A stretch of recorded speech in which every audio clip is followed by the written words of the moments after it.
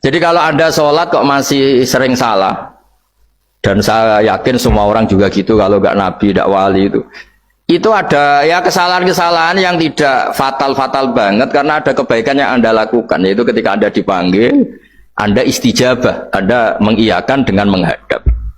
Ya itu sudah bagus. Nah setelah menghadap ternyata disuruh apa itu tidak nurut. Disuruh apa gak nurut itu satu kesalahan yang tidak mengganggu poin pertama tadi, Anda menghadap. Sehingga banyak cerita di hadis-hadis ada sahabat yang zaman itu tidak soleh-soleh banget. Zaman itu ketika Nabi, saya ini mau sholat ya Rasulullah, tapi jangan diminta berhenti dari begini-begini. Beliau menyebutkan sekian kemungkaran sahabat tadi. Nabi komentarnya itu sayan hahumayakul. Nanti kalau sering sholat lama-lama ya enggak begitu itu. Nah ini kelirunya kita sebagai manusia. Lama-lama juga baik itu kita kira itu terus harus sekarang gitu loh.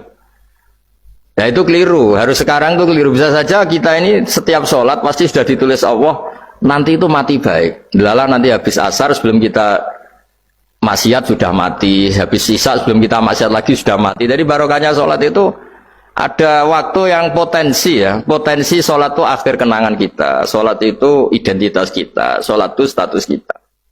Nah, karena kita sholat itu pakai niat, niat itu komitmen. Sementara kalau Anda maksiat itu tidak pakai niat, karena zallah. Zallah itu ya ada niat maksiat, tahu-tahu mungkin di bis ketemu orang cantik, terus agak jelalatan. Tapi kan tidak niat, tapi kalau sampai sholat kan datang ke masjid, bayangkan diimami ini, nanti kamu takbir, nanti kamu baca ini, baca ini. Jadi benar-benar komitmen, itu status kita. Kata Said Zabidi disebut mautinuhu wa haqiqatuh. Baiknya umat Islam itu kalau taat itu mautinuhu, itu alamat resminya, itu statusnya, kata Said Zabidi. Tapi kalau dia maksiat itu zallah, zallah itu kepleset. Jadi tidak pernah jadi status kita. Semoga semua maksiat kita ini tidak status, tapi zallah. Tapi ketika taat itu status, hakikat kita. Maka fal'ubudiyah ya haqiqatuh wa mautinuhu wa dhatuh. Ini kata Said Abdul Az-Zabidi pengarang Ithqal. Orang Islam itu orang yang ketika ibadah itu identitasnya betul, ketika ibadah itu Allahu Akbar, dia berharap rahmatnya Allah gini-gini.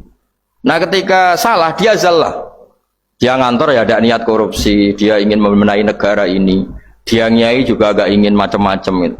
Ya tapi karena manusia terus ada zallah-zallah. Nah semoga semua kesalahan kita ini zallah itu ya cara Jawa kepleset, tidak mental. Dan semua kebaikan kita ini mental, yaitu kebaikan yang jadi tempat kita, identitas kita, haqiqatuh wa mautinuhu wa dhatuh.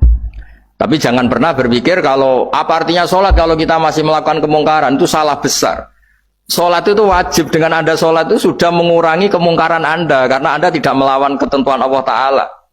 Kayak kita orang Indonesia, meskipun kita koruptor, mau jadi KTP Indonesia sudah bagus, kita mau jadi warga Indonesia, meskipun setelah itu kita korupsi, dan salah, tapi lumayan jadi mau jadi warga apa? Indonesia. Orang mau sholat artinya dia menstatuskan diri sebagai hamba Allah.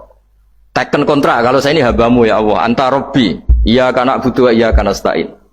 Soal salah ya salah aja, yang sama. Kita tetap warga Indonesia meskipun kita salah, meskipun kita koruptor, meskipun kita salah, tetap aja warga Indonesia yang berhak mendapat jatah makan meskipun di penjara, meskipun apa. Sama, kita ini hamba Allah, yang mengakui kalau Allah itu Tuhan, kita hamba. Dan barokahnya pengakuan itu insya Allah di cerita-cerita syafaat, kalau kita dosa atau apa insya Allah dapat syafaatnya Rasulullah SAW, karena kita tidak pernah lari dari status kehambaan. Ini yang harus dipegang, makanya status kehambaan ini nggak boleh hilang. Kita harus sering bilang Robbi, Robbi, Tuhanku yang merawat aku, yang memberi aku. Dengan demikian kita menjaga status kehambaan kita, dan status hamba ini yang menjadikan orang layak masuk surga, yaitu fadkhuli fi ibadi, kamu harus resmi menjadi hambaku, baru ada perintah wadkhuli jannati. Kalau menjadi hamba aja nggak mau, kita punya keangkuhan, punya keinginan yang mulu-mulu, sehingga seakan-akan kita ini Tuhan. Nah, itu tidak menghamba. Kita harus fadkhuli fi ibadi, baru wadkhuli jannati. Saya kira demikian, semoga ini manfaat.